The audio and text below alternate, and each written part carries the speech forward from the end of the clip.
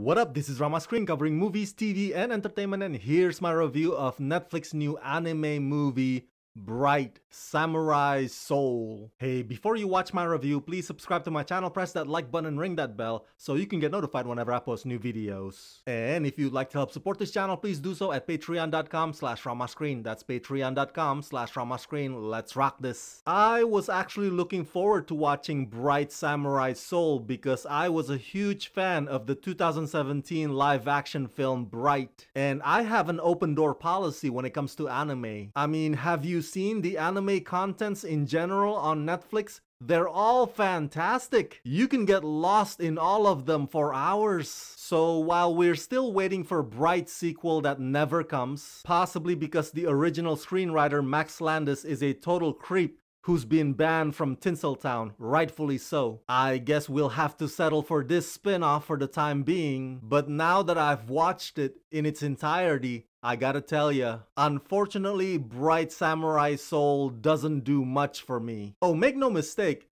the movie has a lot of admirable elements which I will break down for you in just a minute. But overall, it's a giant thud. It neither excites nor thrills you. And the interactions between the three lead characters are painfully off the entire time. And so you find yourself scratching your head wondering, that's it? That's all they've got? Written by Michiko Yokote and directed by Koisei Ishiguro, based on the same magical world of the Hollywood live-action film Bright, comes the spin-off Bright Samurai Soul. In the time between the fall of the shogunate and the rise of the Meiji era, a powerful bright light emitted from a wand brings an end to the long shogunate period to avoid further bloodshed as Japan begins to shift towards a new era. Amid these circumstances, a one-eyed wandering Ronin named Izu, who has lost his reason to live, and Raiden, an orc who detests murder and hopes to leave a life of thievery behind, separately meet a young elf girl named Sonya around the same time. Together, they go on a journey along the Tokaido Road to bring her and the wand she holds safely to the land of the elves in the north. Standing in their path is the mysterious organization Inferni, which aims to obtain the wand and revive the Dark Lord, who intends to rule all of creation. Inferni also uses the new Meiji government in its attempt to steal the wand from Izu, Raiden, and Sonya.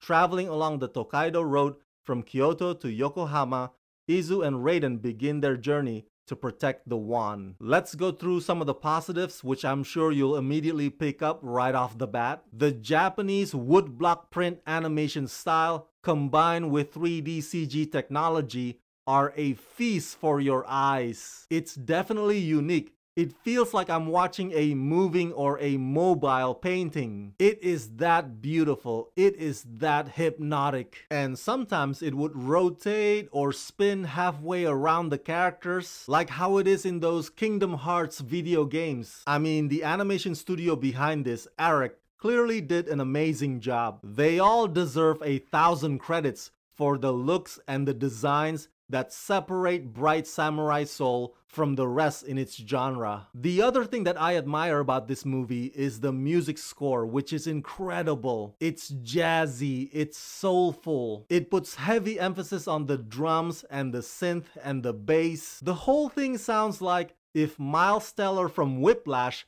and Flea from Red Hot Chili Pepper had a jam session. To have that kind of music in the background accompanying an anime like this definitely gives off that experimental vibe, but one that I very much welcome because they dare to do something different for once, as opposed to the usual sweeping orchestra. But you know me, it all comes down to the script.